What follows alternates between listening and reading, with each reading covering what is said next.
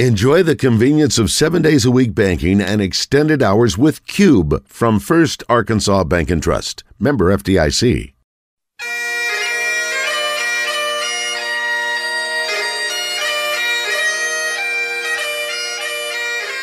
It's time for From the Short Grass with Trey Schaap, a golf podcast for those who love golf, struggle with golf, and just like to enjoy the outdoors and fellowship with friends, all while chasing a ball around trying to put it in a 4 1/4 inch diameter hole.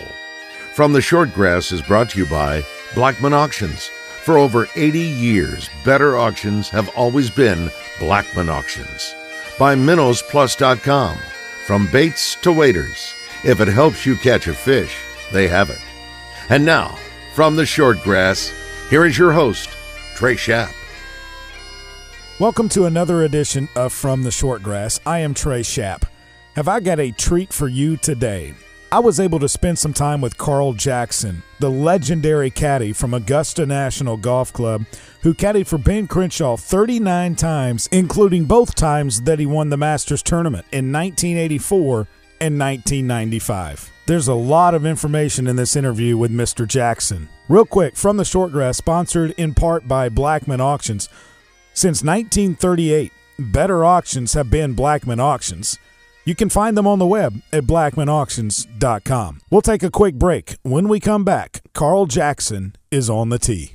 Minnows Plus is your local source for live bait and live well supplies. They carry the entire line of SureLife products, everything from better bait and finer shiner to no ammonia products to keep your bait and your catch thriving till you get back to the dock. They are the best source for all your private land ponds. Minnows Plus has fish food and pond fertilizer to keep your pond healthy and thriving all year long. If you own or run a bait and tackle shop and need to resupply, contact Minnows Plus and ask about their wholesale prices. Open to the public and walk-ins are welcome. Find them on the web at minnowsplus.com.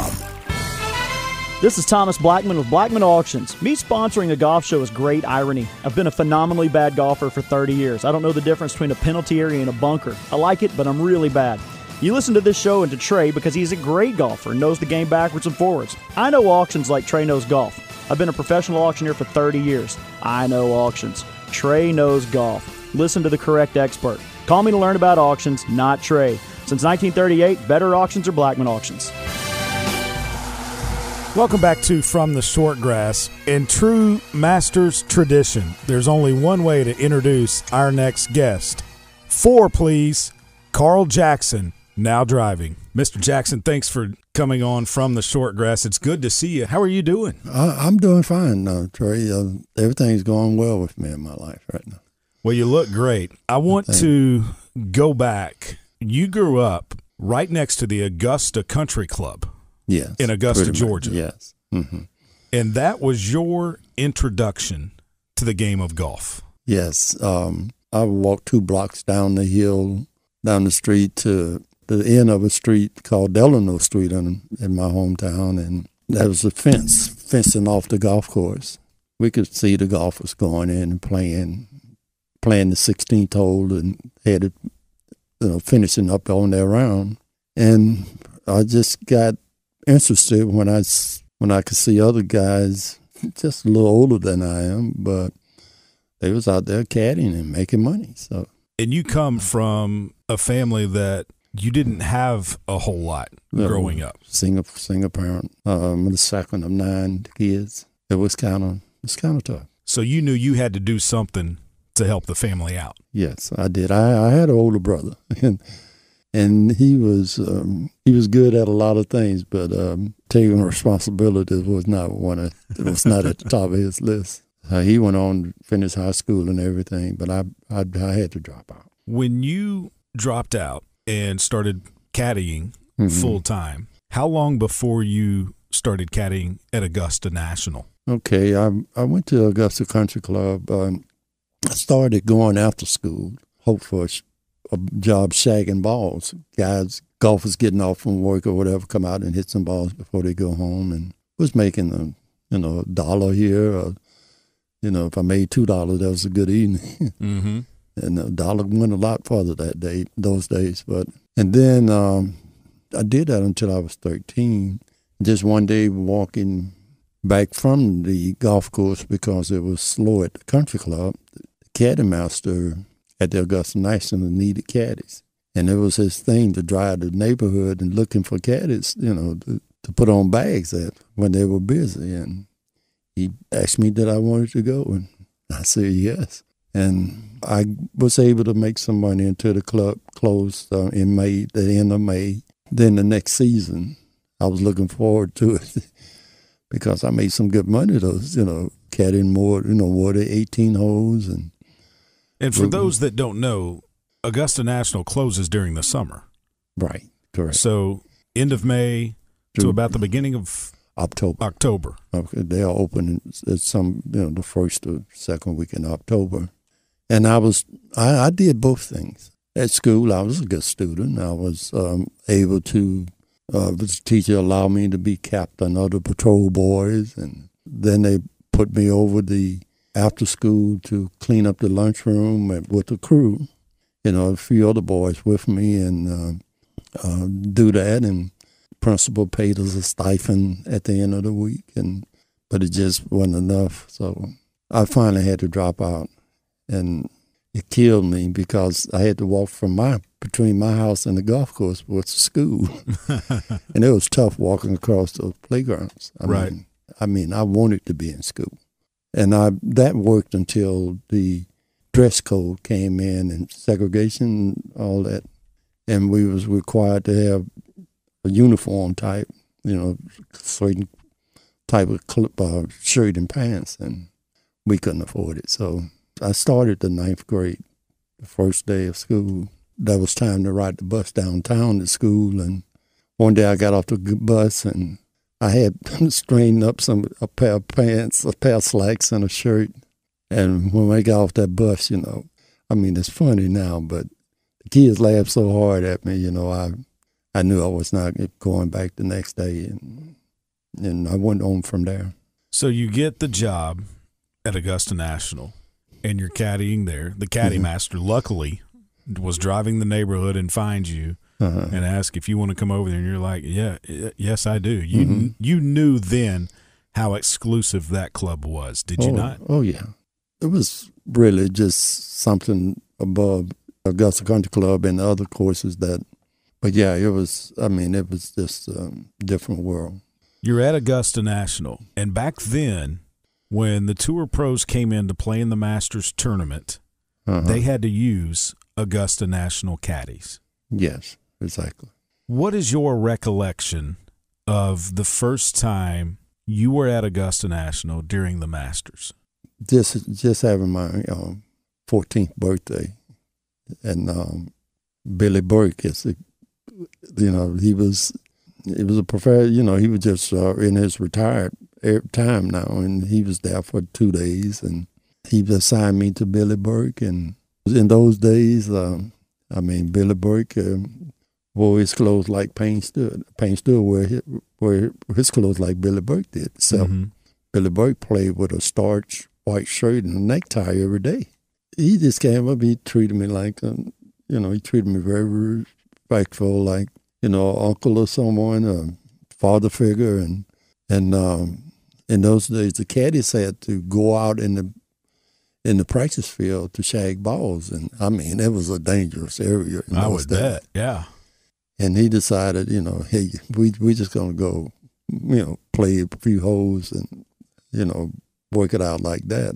And then tournament started, and he decided I'm going to show you how to move around and how to get around when we were playing with these pros. You just follow me and just do what I tell you. And that worked out really well. He got me started, and, the next Masters, I was ready for all that.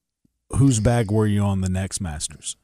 An amateur named Downing Gray, and he lives in Florida, and he was a top amateur during his era, and we got along good. When did you finally get paired up with Ben Crenshaw? The 1976 Masters, and Ben had already played a few Masters, and as an amateur, 2 or 3 Masters he had already played, and he had a friend of mine on his caddying for him, but a good friend. I mean, we were really good friends, and he never played golf or anything, but he came out to make money or to gamble in the caddy house.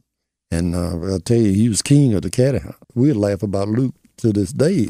Jack Stevens and another member got together that the other member knew Ben, and they felt like Ben just needed more experience. And by that time, I was considered upper-level caddy, and Mr. Stevens, in hindsight, would go on to win 4 Jamborees there at Augusta. Wow. And we did it we did it because he was a great putter for our 12, 13 handicapper. And they got together and talked it over with Ben, and Ben was happy with Luke, but he decided to give it a try. Sure enough, we finished second to Raymond Floyd that year, and the rest is history.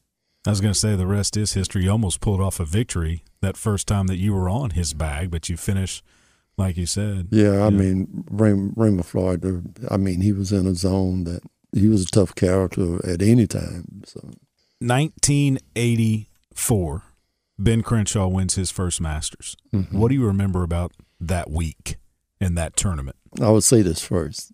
I had dreamed of the win. I had the dream several times, and I knew in the dream that where his approach shot would be on the 72nd hole. And the way it unfolded, a couple of doubts. Okay, maybe this dream, but it worked out exactly that way. What I remember most, Ben was, it was just in the slot, putter stroke and all. It was putter in the transition like it was reverse inside and back to the ball. And he was just putting really great. And I was always serious, but I was more excited about, what could possibly happen. Ben has a different caddy when he's playing in tour events then, and when he comes to Augusta, he uses you. Yes.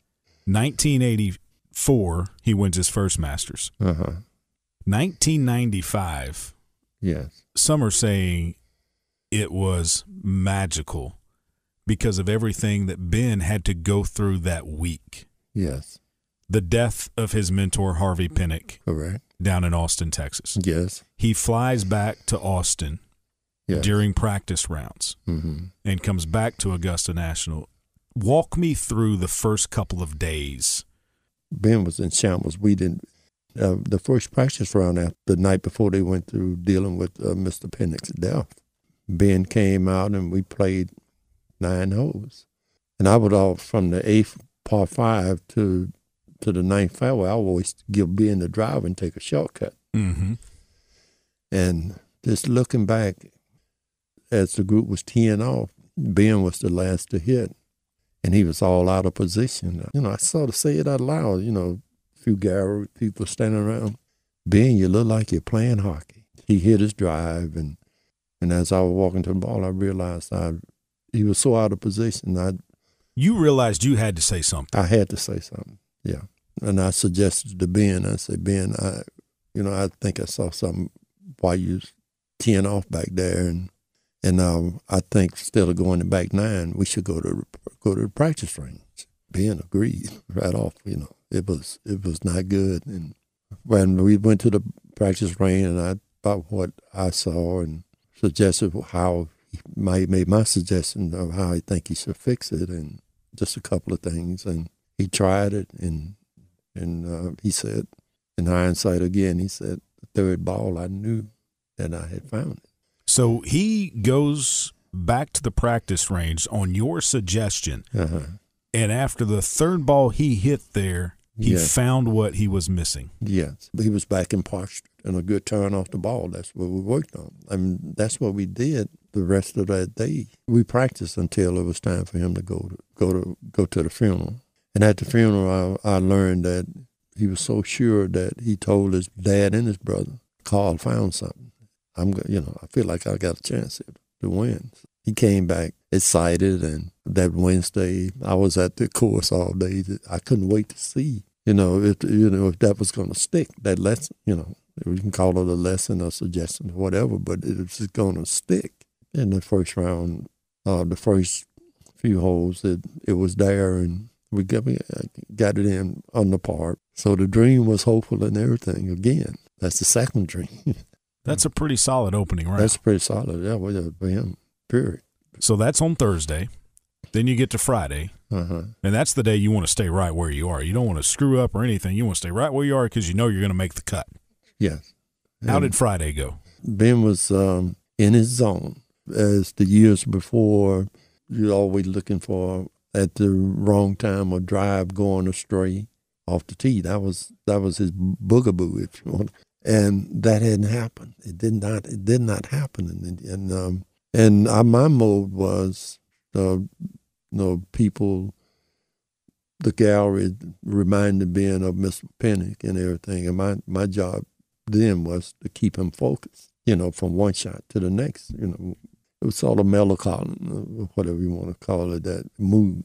He was focused on his game, and the swing was there. The tempo was there and all. So after 2 rounds, he is tied for fourth with David Frost and Phil Mickelson at -7, 137. Mm-hmm.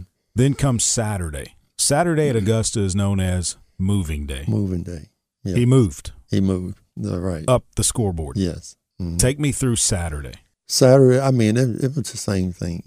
If you go to the back of my mind, I'm terrified waiting on that driver to go, cause us some trouble. And it didn't happen.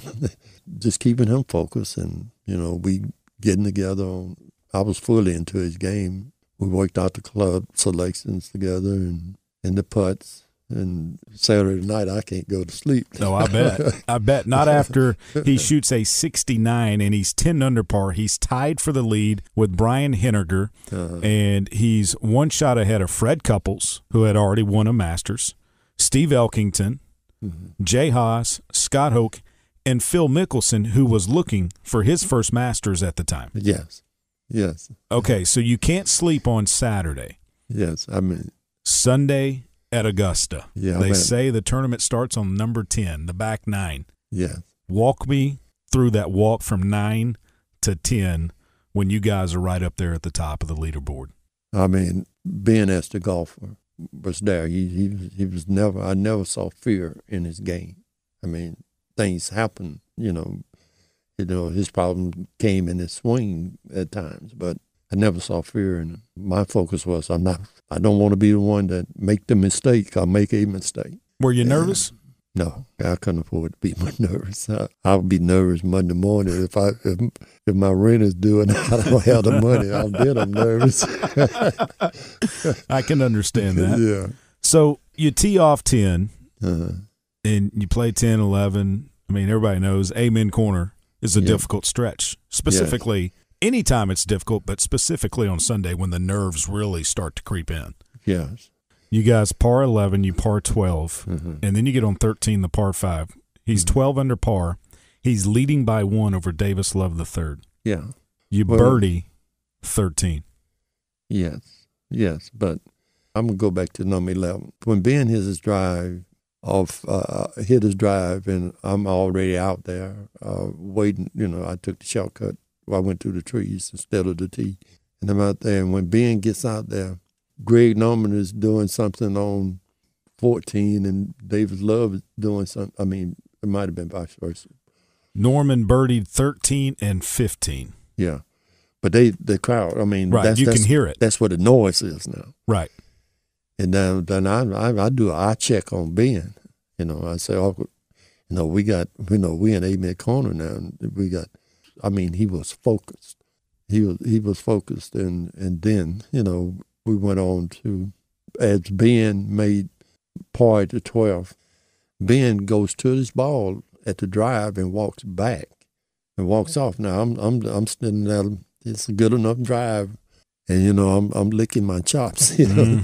Okay, this forward could get us on the green here. So he walks back all the way back to the edge of the trees that separates 12th tee and 13th fairway part of the way. And Ben came back to the ball and decided he was going to lay up. He birdies 13, and he's leading by 2 over Davis Love III. And then Davis Love III birdies 14 and 15 to become tied with Ben Crenshaw through 15. Davis Love III bogeys 16, Ben birdies 16. Correct. 2-shot lead. 2-shot lead. That's a big hole. Yeah, the 2-shot lead. That was the big to be playing last 2 holes, playing number 18 with a 2-shot lead. You've got a 2-shot lead, and he birdies 17. Davis Love III also birdies 17, but you still have a 2-shot lead going into the last hole. Yeah. So unless Davis Love III birdies 18, all you need to do is get down in 5. Yes. Take me to the tee shot on 18. After the birdie, we working it as a team. I had prepared myself. I knew what was coming next. This is one of the few times I went to the tee, and I knew it was going to be a decision. And I just stood there, and he came and did his thing and looked down the fairway and everything. And he said, "What you want me to hit?" I said, "Drive your golf ball. No hesitation, drive your golf ball." That really what got us there. And he had a great drive, and to where we have an 8-iron into the green. Before he could hit a shot, the gallery started to congratulate Ben, and then broke his concentration, and he thinned that 8-iron. Now, luckily, it did not go in the bunker. It's a tough shot. I mean, you got to get it up over a lip, and I'm reading the live with him, and it was a thin line. Now, unopponent's on your mind. He done blasted out that trap, back in '64 or something, and lost the tournament, by knocking it over, through the green. And I made a suggestion. I said, Ben just hit it into the mound, and it worked out. It worked out. So he hits that up, use the slope of the 18th green, and then he missed the par putt, but he had a tap in for bogey, and he won by 1. When he knocked the putt in, I went to give the pin to Chris. Chris was at the back of the green, and I give Chris the pin. Chris said, "Carl, get the flag. That's your souvenir. Get the flag." So, I don't come back now from the back of the green to get to Ben. He's bent over down there. And I talked to him about, are you all right? And Ben was boo-hooing. And that's how that just happened. And it was, I don't know what the word is for, deja vu. It's a popular photo to this day. Very popular. Yes. You embraced him. Yeah. He was boo-hooing on your shoulder. Yes. Yes, I remember. We've got to take a pause. We'll have more with Carl Jackson on our next episode. I want to tell you about our friends at Minnows Plus real quick. Minnows Plus is a Frog Tog outerwear dealer. You can find Frog Togs at minnowsplus.com. Go see them. We're back after this. Stay with us. This is Thomas Blackman with Blackman Auctions. Me sponsoring a golf show is great irony. I've been a phenomenally bad golfer for 30 years. I don't know the difference between a penalty area and a bunker. I like it, but I'm really bad. You listen to this show and to Trey because he's a great golfer and knows the game backwards and forwards. I know auctions like Trey knows golf. I've been a professional auctioneer for 30 years. I know auctions. Trey knows golf. Listen to the correct expert. Call me to learn about auctions, not Trey. Since 1938, better auctions are Blackman Auctions.